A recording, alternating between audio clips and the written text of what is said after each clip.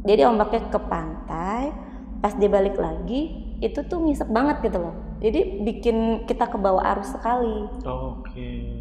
Aku bilang kok begini, maksudnya kok ini banget, bener-bener anakku tuh yang nomor 1 ke bawah, kebling.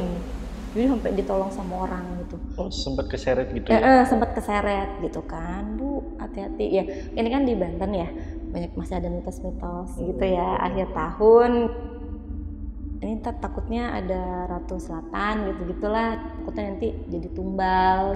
Udah, terus jam 9 pas udah mau tidur, lampu udah dimatiin, 9.15 apa 9.10 gitu, tiba-tiba buar gitu. Langsung dong keluar kan, langsung lihat kok, kita lantai 3, lantai 2. Aduh aku merinding. Apa namanya, bangku-bangku itu udah ngambang, air udah masuk di lantai 2. Warga tiba-tiba lari kan, tsunami datang lagi. Jadi kata sana tutup jendela, kunci, orang gedor-gedor lari. Ada ibu-ibu sampai kayaknya sekarang tuh gendong anak gedor-gedor, numpang Bu, saya mau naik mobil penumpang. Orang-orang saya nggak tahu orang yang keinjek. Ya maksudnya untuk berharap untuk hidup tuh kayaknya ya udahlah, ya Allah kalau memang udah saatnya saya sampai sini ya sudah, saya ikhlas. Tapi saya mohon anak saya tolong diselamatkan saja gitu.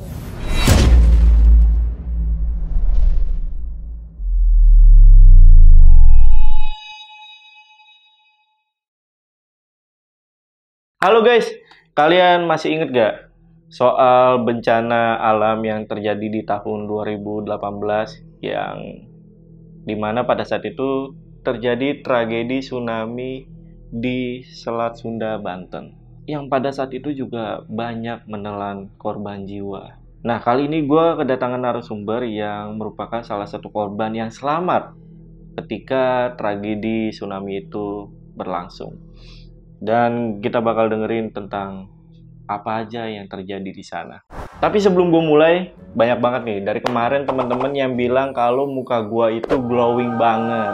Sampai ada yang minta spill skincare-nya bang. Nah sekarang gue kasih tahu nih, jadi akhir-akhir ini itu gue lagi sering pakai rangkaian skincare dari Skintific. Salah satunya yaitu Barrier Moisturizer Gel dengan kandungan 5X Ceramide. Selain itu juga mengandung hyaluronic acid yang bisa menghidrasi kulit. Serta ada juga Centella Asiatica dan juga Marine Collagen yang bisa menenangkan sekaligus menjaga elastisitas kulit wajah kita. Nah, semua kandungan tadi bisa bikin muka kalian glowing kayak gua. Dan produk ini bisa dipakai sama siapa aja guys, termasuk laki-laki. Karena kita sebagai laki-laki gitu ya, harus menjaga kulit wajah kita juga. Nah, mumpung lagi ada promo nih, cuma 100 ribuan aja. Jadi kalian langsung check out sekarang juga atau klik link yang ada di deskripsi. Atau bisa juga klik di YouTube Shopping, di situ gua udah taruh produknya. Jadi kalian bisa langsung beli. Yaudah guys, kita langsung bahas aja cerita hari ini. Jadi selamat datang di Saksi Misteri by Lentera Malam.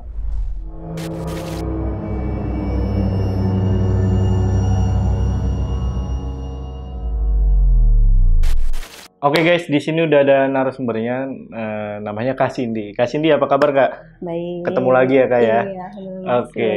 Nah, Kak Cindy ini adalah salah satu korban yang selamat dalam tragedi tsunami yang di Anyer tahun 2018 ya Mbak ya? Nah, pada saat itu ya berarti Kak Cindy ini melihat langsung kejadian tersebut. Nah, sebelumnya itu ada tanda-tanda gak sih? Nggak ada sih. Namanya kita pengen liburan gitu kan. Anak yang pertama habis ngambil rapot. Ya udahlah kita cuti akhir tahun jalan-jalan. Mau nginep 3 hari di sana. Pas hari ibu waktu itu tanggal 22 Desember. Jadi kita sambil kayak ngerayain hari ibu. Terus yaudah liburan aja lah. Nggak ada tanda-tanda ini, nggak ada tanda-tanda aneh gitu loh. Nah, di momen yang paling diinget sama Kak Cindy itu pada saat berusaha untuk menyelamatkan diri itu momennya apa Kak yang paling diinget gitu? Itu tuh pas kita diarahkan itu untuk naik ke bukit. Nah itu tuh momen yang paling, mungkin itu satu-satunya jalan keluar buat kita bisa selamat. Karena udah nggak ada jalur lain lagi. Sempat diarahkannya sama warga? Sama warga. Karena stuck, karena warga juga nggak bisa lewat. Kayak yang bawa motor pun nggak bisa, karena kan cuma satu jalur kan. Jadi mau nggak mau mobil harus jalan juga supaya yang punya kendaraan motor juga bisa lewat. Gitu. Iya, iya. Kalau nggak numpuk semua di sana. Gitu. Nah itu diarahkan naik ke entah itu bukit, entah itu gunung gitu ya. Itu kita naik ke sana.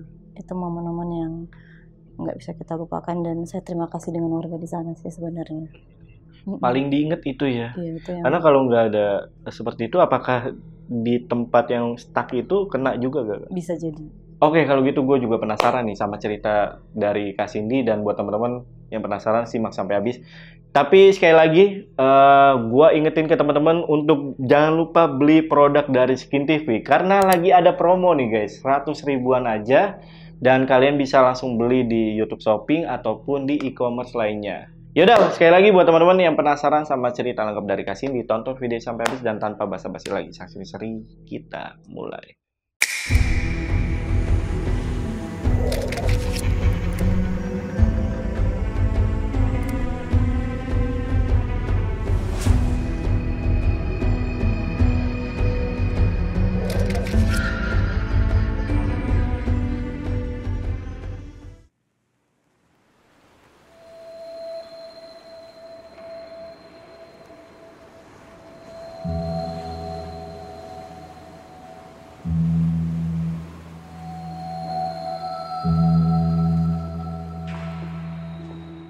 Jadi kita tuh waktu itu memang liburan akhir tahun. Kan anakku yang pertama, yang baru sekolah kan anak yang pertama nih. Bisa ambil rapot. Yaudahlah kita jalan-jalan aja. Soalnya kita kan punya, di keluarga tuh nggak suka ke mall gitu kan. Jadi kita sukanya tuh traveling kemana-kemana gitu. Akhirnya kata suami udah kita ke ini aja yuk, ke Carita. Kita main ke pantai gitu kan, enak lah buat anak-anak. Gue juga dapet nih tempat penginapan karena agak jauh tadi gitu. Pantainya bagus, putih gitu kan. Udah ngebayangin dong main pantai. 3 hari lah kita nginep di sana, Natalan kita pulang gitu. Biasanya kan rame, kita arah balik biar nggak macet. Panjang jalan juga baik-baik aja. Sudah cek BMKG nggak ada badai, nggak ada apa, cuma hujan-hujan aja gitu. Oh, sempat ngecek tuh ya? Iya, karena setiap perjalanan kita kan selalu ngecek laporan BMKG, menghindari takut ada kejadian apa. Oh cuma hujan aja sih, diwaspadi hujan, ya udah aman kan. Nah kita sepanjang jalan juga itu berangkat di rumah tuh jam 8:30 pagi lah kalau nggak salah. Iya. Sampai di sana itu jam 2:30 lah, karena nggak ngebut-ngebut banget gitu ya. Pertama tuh kita sempat berhenti di hotel, ada penginapan gitu ya di sana. Nah kita udah sisa 2 kamar lagi, dia bentuknya kayak rumah kecil yang atas bawah kamarnya. Memang pantainya putih, bagus banget gitu. Terus depan itu langsung kita jalan sekitar 50 meter pantai. Terus sampingnya tuh ada hotel besar gitu kan. Apa di sini aja gitu. Udah mampir, udah ada nego-nego harga. Terus aku bilang kurang serak gitu ya. Coba Mi kita pindah ke kamar sebelah kata anak-anak gitu. Udah enak nih. Kamarnya di atas, tinggi, rame, banyak orang, ada panggung segala macem. Iya, iya. Terus ibu nanti juga ada artis katanya gitu rame. Justru kan saya bilang, kita kan kalau bisa jangan terlalu rame-rame lah, malah nggak pengen. Pokoknya nggak pengen aja gitu, temen-temennya nggak pengen. Udah lah nggak usah, udah balik lagi aja. Tapi masih jauh kata suami. Penginapan yang kita mau iniin masih 40 menit lagi. Udah nggak apa-apa. Di tempat ini memang keluar dari penginapan itu banyak restoran, ada ikan bakar di penginapan hotel ini nih yang. Tapi aku nggak tahu kenapa gitu, pokoknya nggak serak aja gitu, entah kenapa rasanya nggak serak. Harga malah lebih murah tempatnya, penginapannya. Aku bilang itu udah tempat tadi aja. Padahal aku juga belum pernah ke tempat penginapan yang mau kita tuju. Sampai udah 40 menit, agak kecewa pertama. Ya hotelnya hotel lama gitu ya, villa lama gitu dan nggak begitu terurus. Tapi ya sudahlah nggak apa-apa kok. Udahlah udah pilih di sini, udah terima aja karena pilihan pertama di sini. Ya udah kita nyampe, naruh barang, makan sebentar, habis itu makannya di kamar, beli makanan tadi di jalan, begitu anak-anak main ke pantai, duduk. Nah di situ tuh di pantai itu ombaknya agak aneh sih kalau saya bilang gitu. Jadi pas anak-anak main, saya juga main kan. Jadi ombaknya ke pantai, pas dia balik lagi itu tuh ngisep banget gitu loh. Jadi bikin kita ke bawah arus sekali. Aku bilang kok begini, maksudnya kok ini banget, bener-bener anakku tuh yang nomor 1 ke bawah, keguling. Jadi sampai ditolong sama orang. Oh, sempat keseret gitu ya? Sempat keseret gitu kan, Bu, hati-hati ya. Ini kan di Banten ya, masih ada mitos-mitos gitu ya. Akhir tahun, ini takutnya ada Ratu Selatan gitu-gitulah gitu. Terus hati-hati anaknya dipegang. Oh iya, saya kan nggak tahu dengan kultur di sana. Kan banyak yang jualan tuh Bang di sana. Ada yang jual jagung bakar, ibu-ibu di sana jualan, ada warung-warung di belakangnya. Udah tak panggil, udahlah aku bilang sama suami kan, udah anak-anak di sini aja nih. Anakku tuh yang besar tuh mau 8 tahun, nomor 2 4 tahun, nomor 3 3 tahun, masih kecil-kecil semuanya.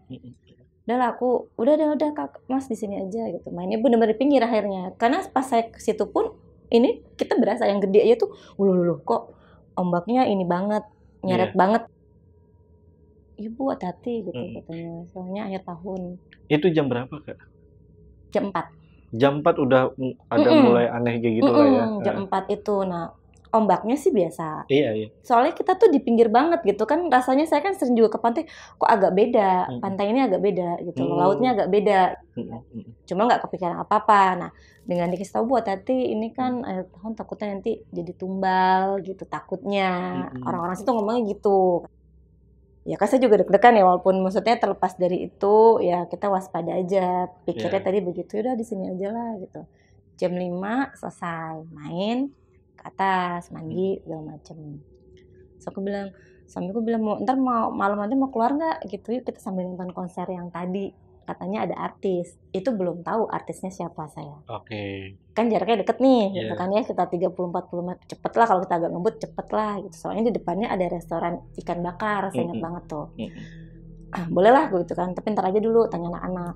Nah, habis mandi jam 6 kita turun, sebelum maghrib lah kita turun mau ngeliat sunset. Sempat kita foto tuh, jalan arah ke sana, udah mulai sepi kan, ada bapak-bapak juga lagi yang mau ngituin jala gitu. Anakku duduk di ayunan, aku foto. Aku tanya, itu apa ya, gunung apa ya? Kok berasap? Ada gunung di situ. Ternyata anak Krakatau katanya. Loh, kok berasap? Aku foto berasap aja. Tapi semakin sore mulai keluar ada kayak api gitu loh. Api kecil. So aku tanya sama penduduk situ, Pak itu masih aktif? Oh iya Neng, masih aktif. Apalagi akhir tahun. Makanya kalau malam jangan ke laut. Takut ombaknya besar. Emang ada gempa Pak? Gue bilang itu. Enggak sih ya, kalau gempa mah biasa di sini. Gempa mah biasa. Gempa mah biasa lah. Kita yang di kota, oh ya oke. Tapi sekarang nggak ada, oh nggak ada Neng, aman gitu kan. Soalnya pemerintah juga bilang aman. Udah. Pas aku pasang status foto Krakatau, teman-teman aku tuh pada komen, kasih lu di mana, serem amat sih foto gunung gitu. Itu anak Krakatau bukan, hati-hati loh. Akhir tahun takutnya suka ada badai naik, terus ombak segala macem gitu. Oh gitu ya, ya hati-hati lah, udah nggak usah terlalu dekat sama, jauh kok aku bilang gitu. Ngapain sih main ke sana? Teman-teman tuh pada yang ingetin gitu. Insya Allah aman lah, doain. Udah, habis itu cuma begitu doang.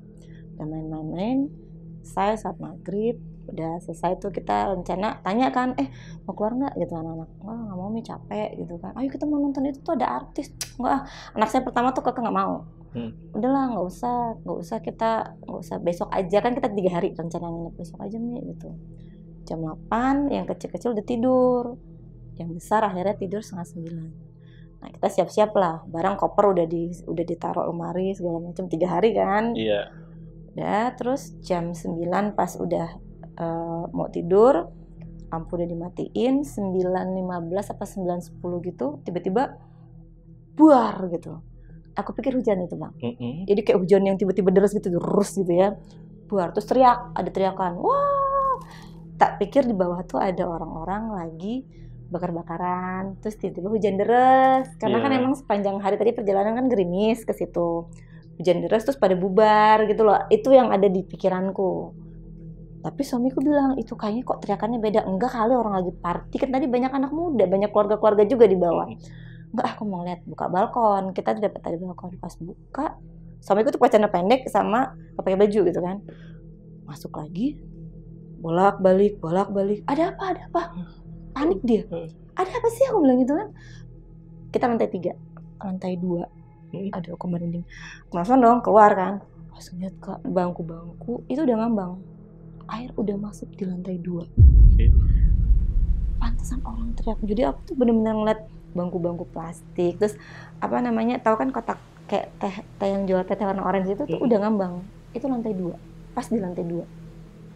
Aku bayangin gedung kita tuh tinggi loh. Gedungnya tuh yang penginapannya tuh bangunan Belanda yang tinggi banget gitu kan.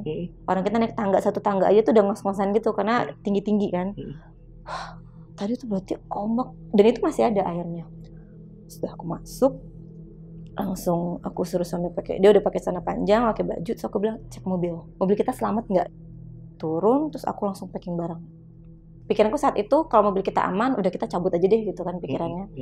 Tapi kalau nggak aman ya sudah, mau nggak mau harus di situ dulu sementara, kalau nggak sambil cari bantuan.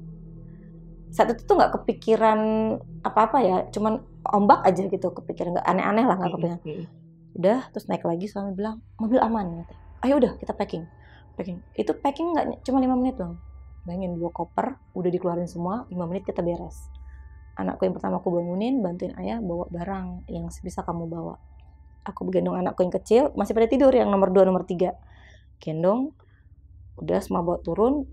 Terus aku bilang, ayo turun. Tunggu, anak yang kedua ketinggalan. Kan bawa, udah turun. Ternyata air yang parkir mobil depan tuh kan karena lebih tinggi daripada penginapan.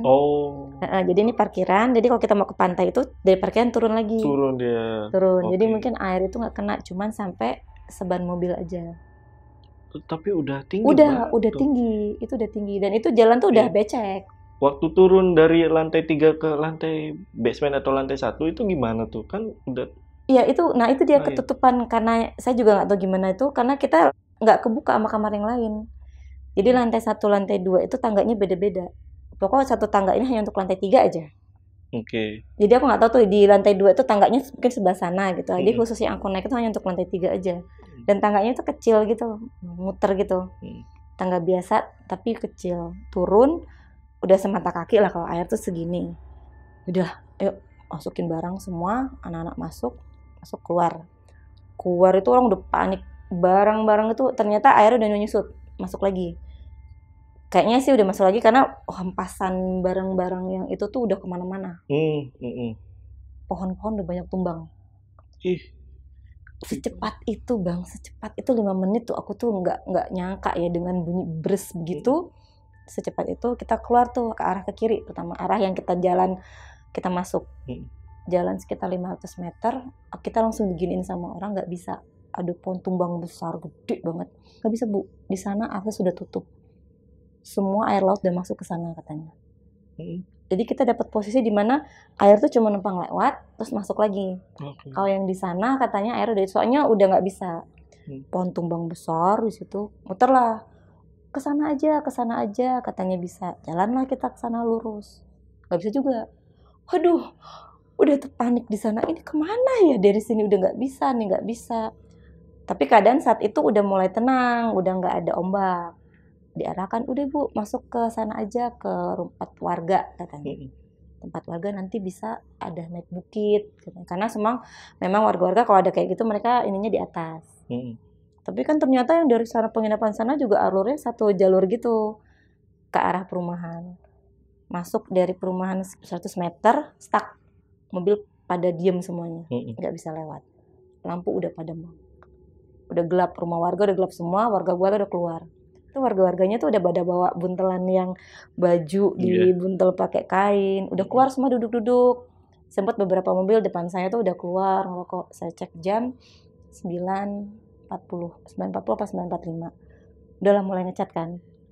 Lihat mobil strip bensin cuma tinggal 2. Aduh, aku bilang ini gara-gara suami nggak mau isi bensin nih. Terus begitu aku mulai ngecat kan ke saudara-saudara. Terus aku ingat temanku di kantor ada anak motor gitu, anak touring. Temennya banyak, dia pernah naik touring motor ke sini. Rekomendasi dia juga kalau pantai bagus tuh daerah sini. Terus aku tanya, "War, ini tolong dong gue kejebak nih." "Malu di mana?" "Ah, ada tsunami gini-gini." "Oh gitu," aku bilang gitu. "Iya, tolong dong. Coba Sherlock. Aku punya teman daerah situ, nanti bisa bimbing arah kemana yang harus lewatin biar aman." Sherlock lah kita. Itu sempat di screenshot sama suamiku juga. Kita ada posisi di mana biar selain temanku dia Sherlock ke temannya juga. Ternyata kalau dari di Sherlock itu kalau kita mau keluar dari sana tuh mesti muter-muter gunung segala macam, itu 10 jam untuk sampai ke rumah. Kalau ngeliat dari akses Sherlock itu Cuma kita kan stuck nggak bisa jalan kan, so aku pikir udahlah apa kita nginep di rumah warga aja deh, ntar bayar gitu kan. Soalnya kalau nyala AC terus bensin udah tinggal dikit, tapi anak-anak kasihan kecil-kecil. Itu 9.45 menjelang jam 10:10 tiba-tiba kayak ada entah sirine atau pokok peruit lah gitu ya, wih gitu, warga tiba-tiba lari Kak, tsunami datang lagi.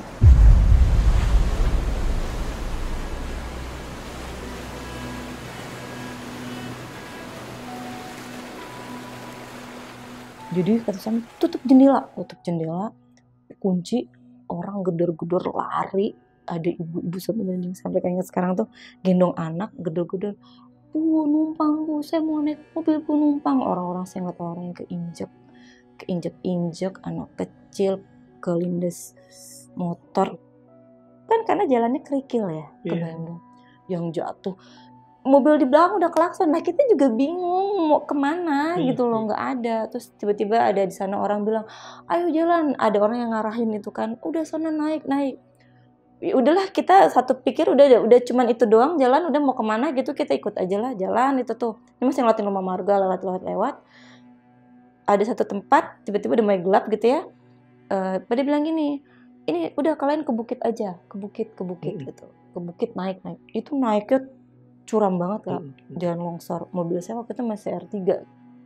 Berapa kali nggak bisa, bukan hanya mobil saya, mobil depan juga gitu. Hari dorong, naik. Masuk di situ tuh, masuk di hutan. Suara orang yang teriak-teriak masih kedengeran. Oh tolong, masih ada aja yang gedor-gedor mobil belakang tuh pada klakson segala macam. Cuman yang saya ingat tuh dengar bapak itu bilang tolong jaga jarak karena tanahnya longsor.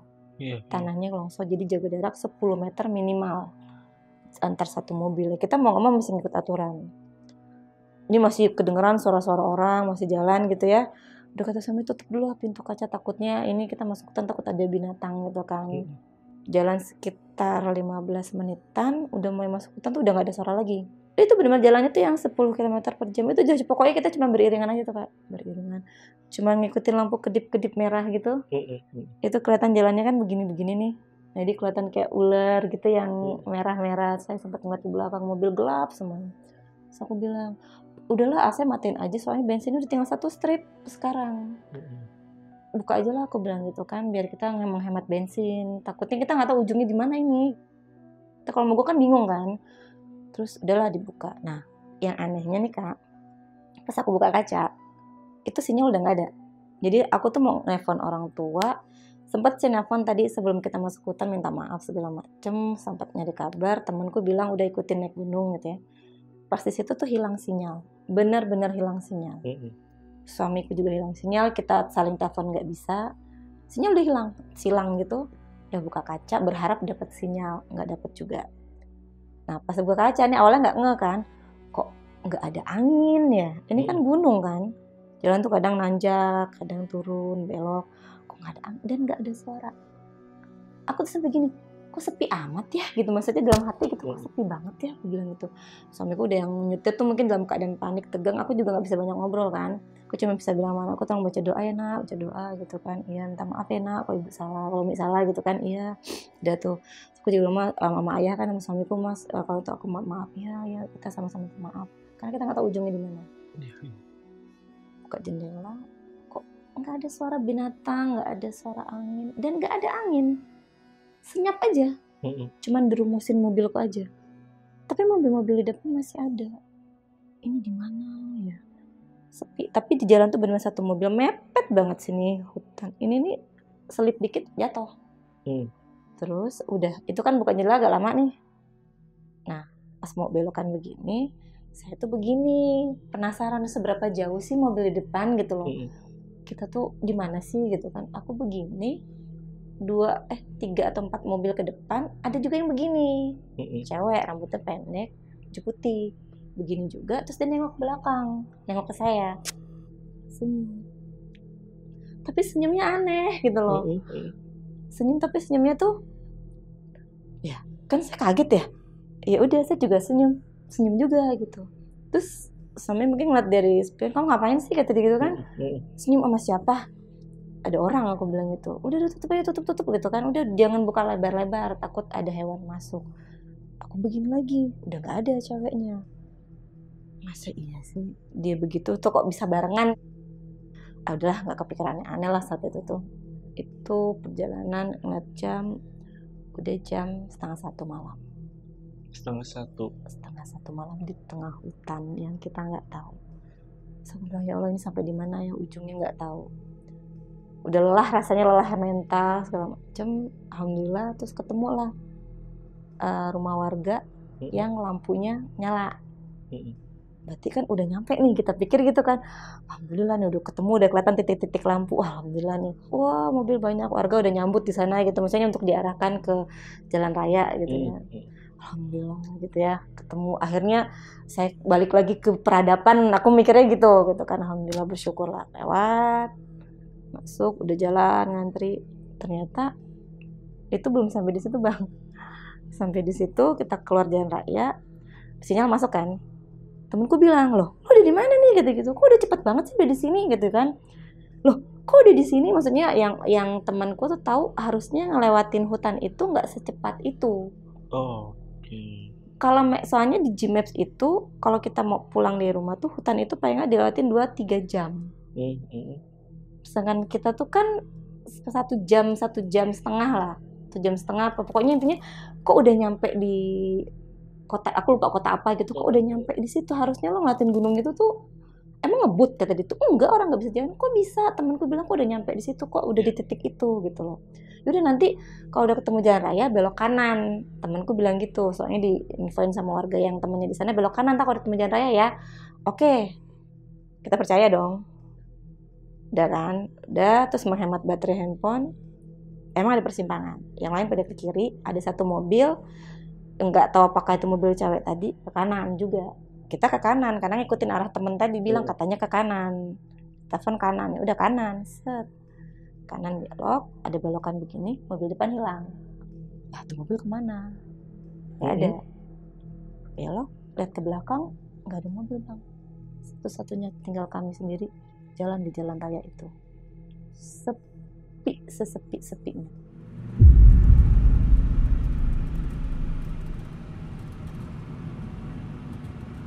Aku kepikiran saat apa? Begal saat itu tuh. Ya Allah, udah selamat dari teror hutan, masuk jalan yang sepi. Kalau tadi kita nggak selamat, minimal jenazah kita ditemukan, ada warga lah. Di sini kalau ada begal, udah hilang, nggak ketahuan di mana. Mikirnya gitu saat itu ya. Jalan sepi, nggak tahu di mana, sinyal hilang lagi. Ini kita di mana? Aku bilang itu nggak tahu. Udah cari pom bensin lah, kalau nggak cari bensin yang mini-mini lah. Gelap sepanjang jalan. Ada satu rumah gitu kelihatan, tapi rumah geribik gitu loh Bang.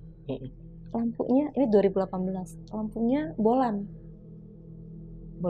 terus ada lampu kayak begini juga. Jadi sepanjang aku jalan tidak menemukan lampu neon, lampu apalah, lampu-lampu yang udah zaman.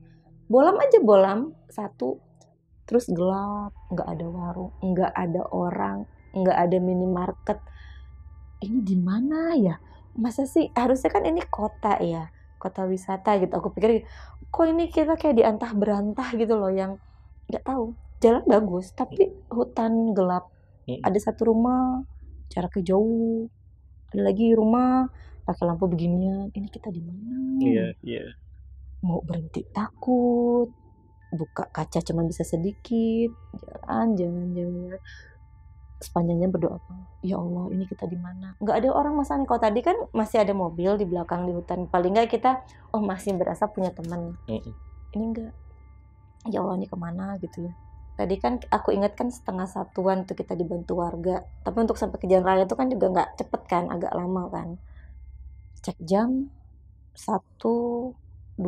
Aku ngeliat dari jam handphone. Ya Allah ini di mana? Ya, tengah malam begini ya Allah, mau nelfon orang nggak bisa. Akhirnya tiba-tiba ketemu jalan lurus aja Bang, nggak ada lampu merah, lurus. Baca ayat kursi, pokoknya semua doa dibacain, banyak istighfar. Tiba-tiba kita kena lampu merah tuh dari jauh, ada lampu merah. Alhamdulillah ketemu lampu merah, berarti kan aku merasa berarti ada orang. Pas berhenti lampu merah, kiri kanan tiba-tiba rame. Tiba-tiba rame, di depan ada tulisan Polsek Tiga Raksa. Hah? Loh, kok udah di sini? Jam 2. Pas jam 2. Lampu merah perempatan Polsek Tiga Raksa, terus nggak jauh dari situ ada penginapan.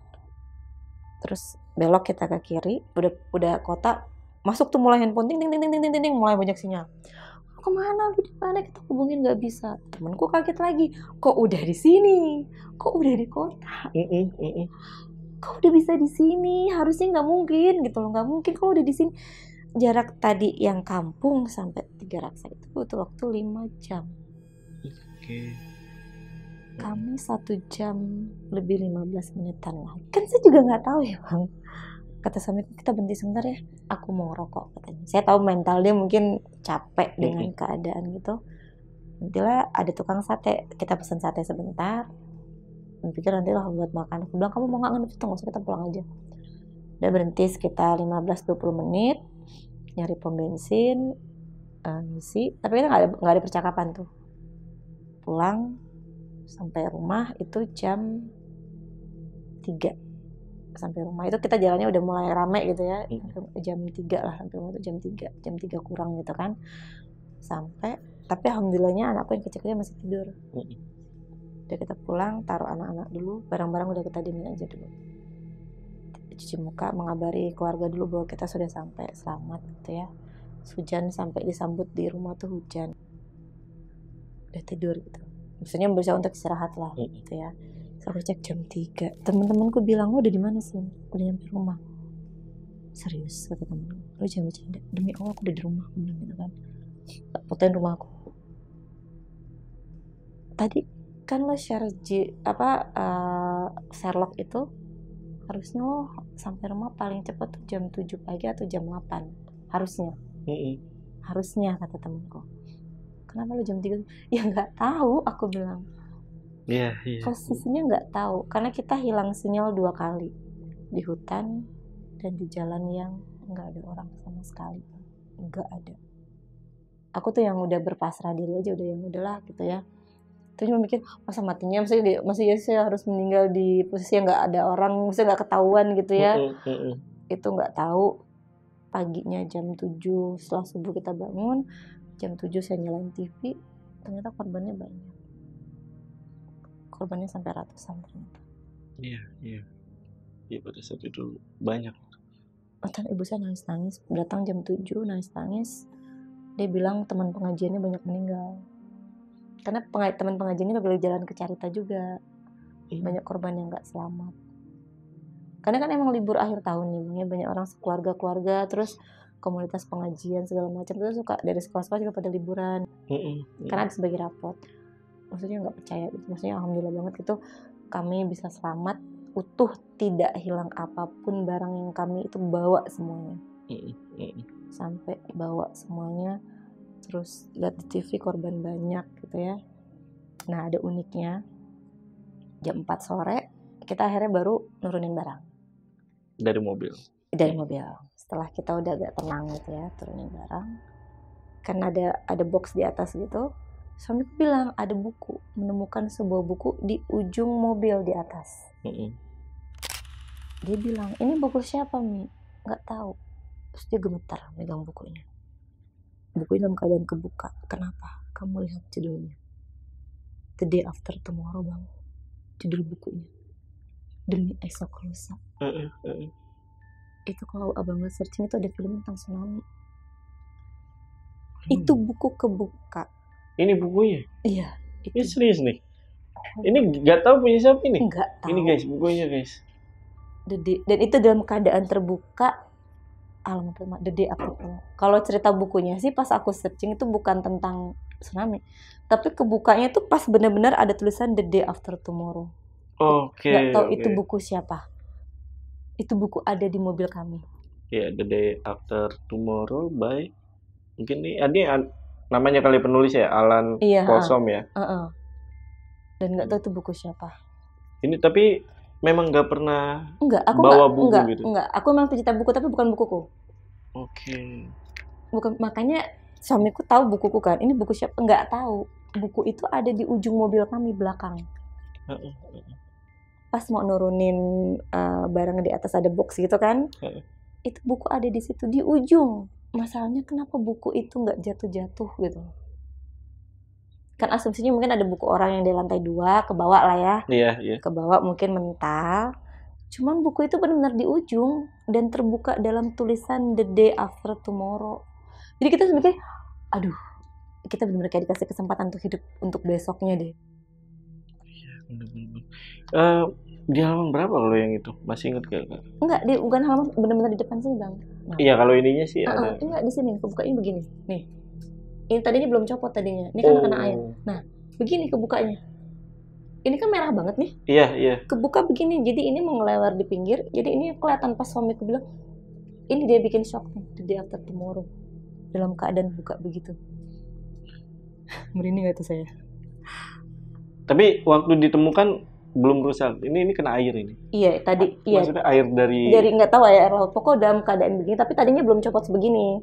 Karena pas udah kering, tadinya cuman kebuka begini. Tapi Ini dalam keadaan basah. Basah. Basah. Basah. Wow. Tapi nggak basah banget. Basahnya nggak basah banget. Paham. Lembab gitu. Barang-barang pada saat itu ada yang kena basah. Enggak, kan kita di dalam. Yang Iya, di atas itu cuman beberapa. Enggak basah. Kan barang yang aku turunin dari kamar kan. Enggak ada yang tinggal di hotel. Iya, Nggak ada yang makanya basah. ini kenapa basah sendiri mungkin. Iya, Ini basah sendiri. Yang itu pas dia mengelewar judulnya itu kan tulisannya merah sekali Iya, kan. ini merah ya. The Day After Tomorrow yang itu saya langsung shock Kak. Langsung zup.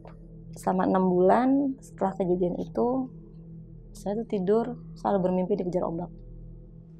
Dan suara-suara ibu-ibu anak kecil menangis itu selalu datang tiap malam. Ya ada teman tuh bilang, kamu nggak ikut terapi ntar aja lah gitu kan. Itu tiap malam setengah malam kebangun kayak kita dikejar-kejar ombak gitu. Iya. Karena ngeliat korban keinjek-injek itu tuh benar-benar di dalam. Pengalaman ini kan baru aku dengar juga nih Mbak langsung ya, kayak ada satu tragedi bencana itu korbannya itu nggak cuman kena misalkan tsunami, kena ombak tsunami-nya doang, tapi kan ada Imbasnya ternyata panjang. di belakangnya kan ada yang keinjak-injak ketika mereka panik segala macam ya kan. Bahkan ada istri temanku tuh meninggal tuh dia kegeret sampai ke tengah hutan. Dia tinggal di daerah sana, itu hilang sampai 2 hari. Terbawa ombak. Nggak tahu dia, pokoknya dari cerita sana di daerah Carita gitu. Itu kan beberapa kan masuk rumah warga ya. Nah itu hilang karena tidur kan, udah jam 9. Yang kedua itu yang besar banget katanya. Jadi yang tsunami itu 2 kali datang. Yang kedua itu lebih menyapu lagi katanya. Yang kedua itu lebih besar, makanya pada yang teriak-teriakan itu. Iya. Nah sedangkan mungkin kejadian kedua itu kan kami sudah mulai naik bukit ya, masuk hutan tadi kan. Dan di situ kan saya udah nggak dengar lagi tuh. Udah masuk hutan tuh udah nggak ada. Bener-bener nggak ada suara. Dan saya merasa bener nggak sih kita masuk hutan gitu loh. Karena nggak ada suara, bener-bener nggak ada suara senyap, bahkan suara jangkrik pun nggak ada gitu loh. Kan kalau di hutan tuh kan ada krik-krik apa gitu, ada suara apa yang kayak hewan-hewan tuh nggak ada. Kalau hutannya hutan lebat, kemudian cuma suara dirumusin mobilku aja. Aku ngeliat ke belakang tuh cuman ya udah kayaknya orang cuma tutup kaca aja semuanya gitu, nggak ada samar-samar ada suara tangisan, tapi mungkin tangisan aku pikir kan tangisan orang-orang di mobil gitu ya, yang nggak tahu sama kayak kita nasibnya gimana. Yang kedua itu saya juga nggak tahu tuh di jalan mana kami. Toto tembus-tembus, lihat lampu merah, senang. Iya. Di lampu merah. Berhenti, terang. Loh, kok rame? Kita tuh langsung yang, apa tadi kita halusinasi? Berpikirnya gitu, karena kita dalam mental yang capek. Tapi tadi benar-benar merasa nggak ada rumah sama sekali. Tapi suami gimana? Cerita gak? Maksudnya apa yang dirasain suami sepanjang perjalanan juga gitu? Sama seperti aku rasain, ini kita di mana? Dan dia mungkin yang karena dia bawa mobil, dia juga mungkin lebih tegang. Apalagi dia yang bawa mobil yang dia takut itu tuh ketika naik nanjak, karena tinggi banget bang. Pas kita mau masuk hutan itu tuh mobil kecil tapi tanjakan dengan tanah yang becek itu karena hujan sebelumnya kan. Itu tanahnya itu tuh kita mikir, wah ini selip dikit kalau dia salah nyetir udah jatuh. Karena bener-bener jurang bawah itu ya. longsoran gitu dan nggak ada. Dan dia lebih tegang di sana. lebih fokus ke sana. Kalau saya kan lebih ngeliat korban-korban itu kan, yang jujur itu bikin saya traumatik sampai 6 bulan ke depan itu. Nah Kak, ini aku mau tanya soal pada saat tragedi tsunami-nya ya. Nah, waktu tragedi itu kan Kak Cindy ini nginep di sebuah hotel yang sebelumnya untung mungkin nggak nginep di situ ya. Iya, kalau nginep situ mungkin saya juga nggak akan selamat. Deket sama pantai Sama yang konser itu ya. yang penyanyi itu kan, Iya. yang penyanyi itu di situ, Iya. sampingan banget soalnya. Nah, tapi kalau di hotel Kak Cindy itu ada korban juga nggak? Setahu aku sih nggak ada. Nggak ada. Cuman nggak tahu kalau yang untuk korban yang tsunami-nya yang kena ombak itu nggak sepertinya. Tapi nggak tahu kalau yang keinjek-injek itu, Iya, mungkin itu. takutnya korbannya bukan tsunami-nya, tapi Iya. karena kepanikan itu yang itu sepertinya ada di sana. Jadi ada beberapa warga meninggal yang kita tahu, aku dari berita. Nah, itu kayaknya sih kemungkinan besar itu di situ. Ada juga mungkin. Iya, karena itu saya ngeliat sendiri orang diinjek-injek bang. Itu benar-benar saya ngeliat sendiri. Itu dia jatuh jalan kerikil, orang panik, keinjek. Saya ngeliat badan dan tangannya keinjek. Itu saya tutup, ya Allah, saya sampai merasa bersalah banget. Itu yang bikin sebenarnya saya traumatik karena saya nggak bisa nolong. Iya. Dan ketika mereka gedor-gedor itu saya berpikir, kalau saya buka, saya ngerinya gitu ya, saya buka masuk, saya ketarik, anak saya yang kecil-kecil mereka masuk gitu loh. Itu yang ya saat itu saya berpikir gimana salah keluarga saya selamat dulu gitu. Iya, sudah pasti. Dan itu lumrah aja ya. Dimana ketika ada bencana gitu ya, pasti yang utama itu ya diri sendiri dan juga mungkin orang-orang terdekat kita ya, keluarga segala macam. Jadi tuh aku sambil istighfar sambil nangis tuh itu tadi karena saya nggak bisa menolong ya. Ibu yang ada minta tolong sama saya itu gitu. Itu yang sampai saya minta maaf sama ibu saya gitu kan, sama mertua saya gitu. Kita sempat telepon sebelum itu kan, itu hilang sinyal. Maaf Kak, waktu Kakak minta maaf bahkan ke anak, ke suami dan juga ibu, orang tua segala macam, apa yang ada di pikiran Kak Cindy? Ya udah gitu, saya belum itu sudah satu titik saya pasrah. Karena kemungkinan hidup itu kecil. Ketika udah saya ngeliat orang, terus kita di hutan, yang hutannya longsor gitu ya, yang kita nggak ketemu titik ujung di mana. Bisa jadi kami selamat dari tsunami tapi tidak selamat di hutan. Dengan keadaan bensin tinggal 1 strip. Terus dan kita nggak tahu nih apakah orang benar-benar yang ngasih petunjuk itu benar gitu. Kalau tiba-tiba yang depan masuk jurang lah kami semua. Iya. Kan berpikirnya gitu, maksudnya ya sudah aku udah pasrah. Kalau memang udah saatnya ini ya aku bilang ya aku minta maaf tuh karena kemungkinan hidup saya kecil banget rasanya. Ya maksudnya untuk berharap untuk hidup tuh kayaknya ya udahlah ya Allah, kalau memang udah saatnya saya sampai sini ya sudah, saya ikhlas. Tapi saya mohon anak saya tolong diselamatkan saja gitu. Itu aja sih. Gue suka merinding kalau denger cerita soal ya entah narasumber atau siapapun yang dalam keadaan yang dia tuh sudah pasrah karena mungkin dia tahu bakal karena tidak selamat gitu. Karena nggak ada mau kemana, saya mau keluar mobil saya nggak tahu ya. Keluar mobil jurang, sana hutan lebat yang saya nggak tahu gitu kan. Ya udah 1 titik lagi ya gue udah nggak bisa ngapa-ngapain, hanya bisa nangis dan berpasrah. Suka merinding kalau ngelihat kayak gitu. Apalagi kadang-kadang ada konten di mana misal kecelakaan pesawat gitu ya. Ada yang sebelum kematiannya gitu ya.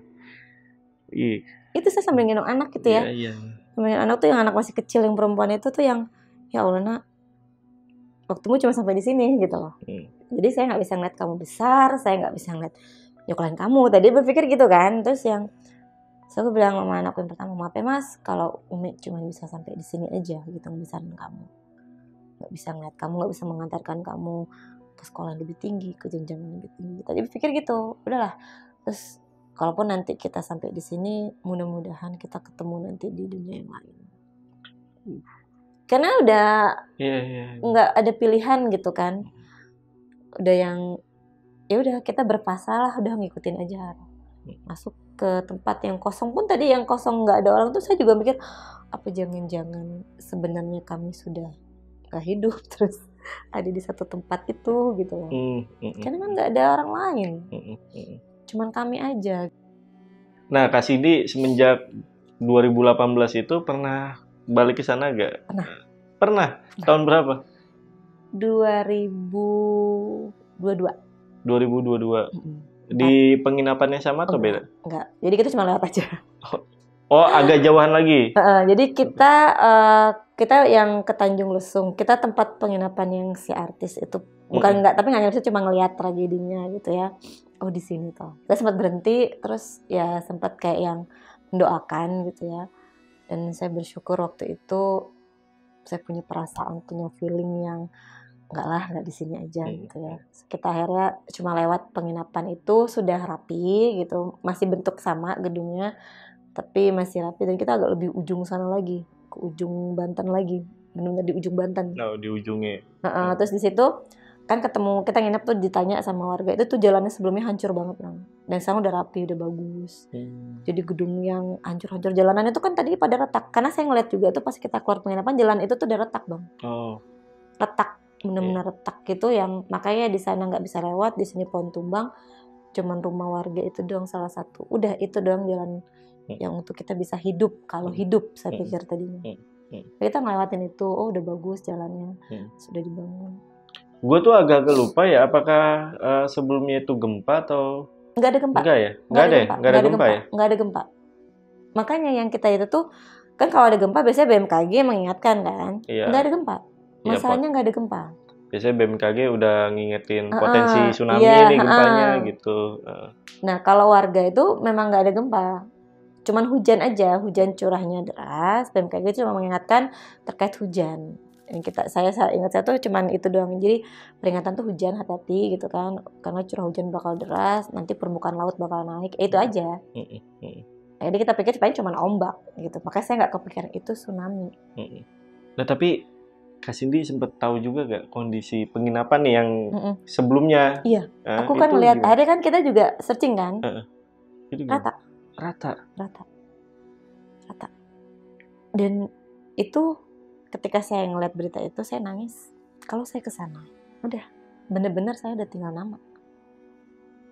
Mungkin saya nggak nginep di sana. Andaikan malam itu saya jalan ke sana hanya untuk makan ikan bakar, udah kita juga mungkin nggak akan selamat. Oh iya, 2 kali. Kan sempet mau ke sana mau nonton konser itu kan. Boleh sebut nama bandnya? Ya boleh aja sih, boleh aja lah. Itu kan ada Seventeen katanya.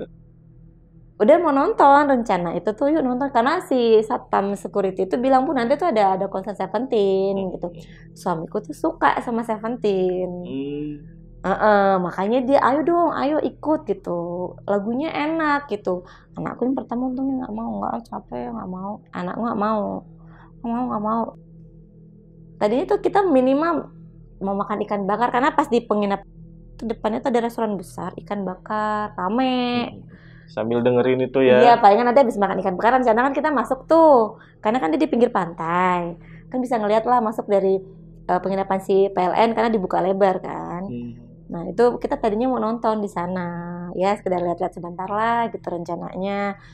Pinggir pantai kan enak, habis makan, karena katanya sekitar jam berapa gitu konsernya malam gitu. Itu jam 7 tuh udah, kalau emang mau jalan ya jam 9 bisa jadi, karena nggak ada yang selamat. Hotelnya hancur semua, yang tempat saya menginap tuh udah rata, hancur, benar hancur. Oke, sama yang ini nggak tahu nih gaib apa enggak ya, maksudnya berkaitan sama mistis atau enggak. Yang cewek juga nengok itu, menurut Kak Cindy deh, feeling Kak Cindy itu bukan manusia. Soalnya agak aneh gitu, karena kalau saya ingat lagi tuh bisa jadi mobil itu juga yang belok ke kanan ya. Karena setelah kalau kita kan belok ke kanan bukan karena mobil itu sebenarnya, karena petunjuk dari teman saya itu kan nanti kok ketemu jalan raya belok kanan. Yang saya pikir saat itu tuh, saya nggak tahu apakah teman saya melihat posisi saya dengan benar kita diarahkan ke kanan, atau bisa jadi di GPS-nya dia beda. Bisa jadi GPS-nya dia mungkin saya ada di kampung ini, makanya disuruh belok kanan. Tapi ternyata saya bukan di kampung itu, karena dia tuh setiap ketemu sinyal dia selalu kaget, loh kok udah di sini, yang harusnya nggak mungkin gitu. Dalam waktu kita keluar dari hutan itu jam 12:30 kalau nggak salah itu kan, itu tuh kita jam 2 tuh di Tiga Raksa. Iya. Nah itu tuh nggak mungkin bang, soalnya perjalanan kita di hutan itu kan cuma 10 km per jam, sedangkan hutannya itu sebenarnya katanya tuh jauh gitu loh. Iya. Setelah saya ngeliat cewek senyum itu, itulah ketemu, itu kita ngelihat rumah penduduk. Iya. Seakan-akan tuh cewek itu bilang tenang aja gitu. Jadi dari tatapannya itu tuh yang tenang aja, udah tenang gitu. Ya saya tetap berpikirnya oh mungkin dia sedang menyemangati karena kita sesama yang sedang survive di situ. Iya. Paling yang masih belum tahu apa maksudnya itu aja ya. Dia cuma senyum, tapi senyumnya tuh yang gitu aja gitu. Iya. Agak serem sih sebenarnya, seremnya gitu. Cuman kalau dipikir saat itu kan kayak lebih serem lagi kalau kita nggak keluar dari hutan itu, gitu loh. Itu kan sebenarnya. Jadi mau ketemu siapapun kayaknya udah nggak lebih serem lagi dari kita nggak keluar dari sana. Betul. Itu udah yang paling ini. Berarti hantunya itu kan ada di mobil, naik mobil nih hantunya ya. Iya kan keluar palanya bang. Kayaknya bisa jadi. Mobil apa tuh hantunya tuh? Keren juga gitu. Iya. Cuma pas yang jalan kosong itu juga kita juga nggak tahu itu ya. Itu juga satu perjalanan yang sampai sekarang tuh nggak masuk akal bagi kami berdua. Karena kan juga nggak tahu ya Kak Cindy pernah dengar apa enggak waktu tsunami yang di Aceh itu kan ada beberapa orang yang ya diselamatkan juga sama hal-hal gaib lah kayak misalkan nggak tahu ya. Lu pernah dengar juga gak? Ada yang di masjid, ada yang di musola. Iya, kayak gitulah. Ya mungkin Kak Cindy ya termasuk salah satu yang diselamatin dengan hal-hal bisa yang jadi, makanya ya di luar nalar gitu. Iya, saya juga berpikir mungkin gini, ketika kita sudah memasakkan diri gitu ya mungkin disitulah dikasih petunjuk gitu akhirnya. Kemungkinan hidup tuh peluangnya kecil. Iya, apalagi yang pas stuck sih. Iya, itu stuck. Itu stuck ngelihat orang. Tapi sebenarnya waktu di wilayah yang stuck itu nggak kena kan? Sempat ngeliat berita itu kena nggak sebenarnya? Kena katanya. Oh kena juga itu. Cuman nggak sampai kenanya, cuman nggak sampai naik. Oh, paling udah yang. Cuman yang sisa-sisaan aja. Soalnya gini bang, pas saya turun dari lantai 3, kan itu kejadian cepet banget ya. Kejadian tsunami itu kan pas bunyi biur. Terus sampai saya ke bawah tuh cuma 5 menit. Itu saya ngelihat air tuh masih ngambang di lantai 2. 5 menit kemudian kita turun, air tuh udah surut. Maksudnya udah masuk lagi ke dalam, tapi pelataran pagar-pagar betonnya tuh hancur. Hancur, terus mungkin kedorong barang-barang, terus barang-barang tuh banyak berserakan di jalan raya. Nah, apakah kami yang tidak merasakan gempa saya juga nggak tahu karena jalanan itu sebagian retak.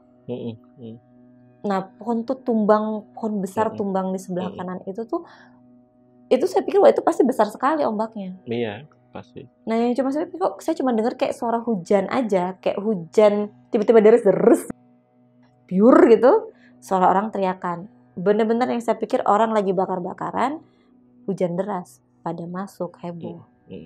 Ya karena kedap juga mungkin ya. Bisa jadi gitu kan. Nah, itu ngelihat air udah naik tuh udah yang wow.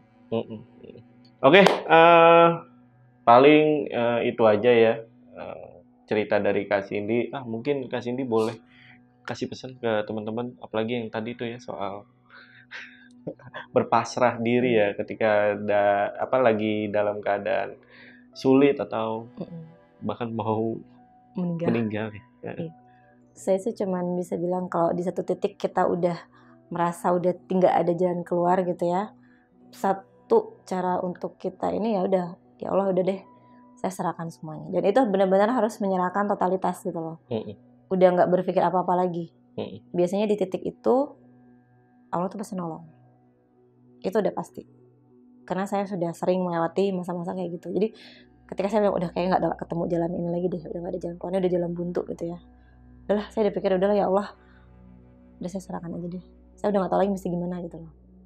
Sama seperti kejadian itu yang ya udahlah mungkin udah sampai di sini hidup saya. Udahlah sayang, saya mohon maaf, saya mohon ampun, udah saya siap aja gitu. Udah nggak bisa lagi teriak ya Allah kenapa sih saya harus mati sekarang, udah nggak bisa lagi begitu. Udah nggak ada pilihan rasanya. Yang bisa saya terima saat itu ya udah. Kalau yang takdir saya sampai di sana ya sudah.